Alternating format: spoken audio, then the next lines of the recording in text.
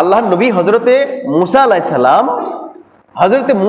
সালাম আল্লাহ তাআলাকে বলতেছেন, হে আল্লাহ, নিজের ভাই, আল মুসলিমু ইকুয়া, একজন মুসলমান আরেকজন মুসলমানের ভাই,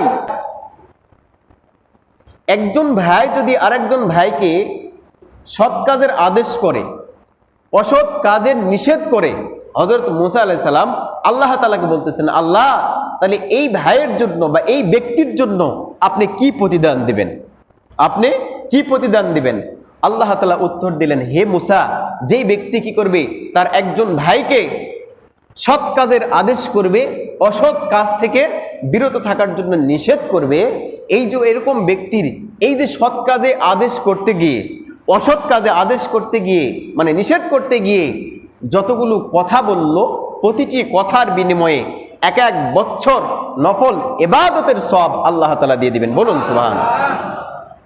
একটা কথা বলছি যে ভাই এই কাজটা করো না, এর জন্য কি হবে? আল্লাহ তাআলা 1 বছর নফল যেরকম ইবাদত বندگی করলে যেই আমল, মানে যেই নেকি হবে, তার আমল নামায় সেটা দেওয়া হবে। আল্লাহ তাআলা বলেন, হে মুসা শোনো, ওই ব্যক্তিকে আমি আরো দিব। কি দিব? আমি ওই ব্যক্তিকে জাহান্নামের আগুনে দিতে আমি নিজে লজ্জাবোধ করি। বলুন সুবহানাল্লাহ। তাহলে যেই ব্যক্তি কি করলো, সৎ কাজের আদেশ দিল, অসৎ কাজের নিষেধ করলো, সেই ব্যক্তিকে আল্লাহ তাআলা কি করলেন? আল্লাহ তাআলা বললেন যে আমি তাকে তার প্রতিটি কথার বিনিময়ে 1 বছর নফল ইবাদতের যে সওয়াব হবে, এরকম সওয়াব তার আমলনামায় দিয়ে দিব। বলুন সুবহানাল্লাহ। আর কি করব না? ওই ব্যক্তিকে আমি জাহান্নামের আগুনে দিতে লজ্জাবোধ করি। তাহলে কাজটা কি ভালো না খারাপ বলেন? এটা হচ্ছে আল্লাহর অর্ডার। আল্লাহর অর্ডার।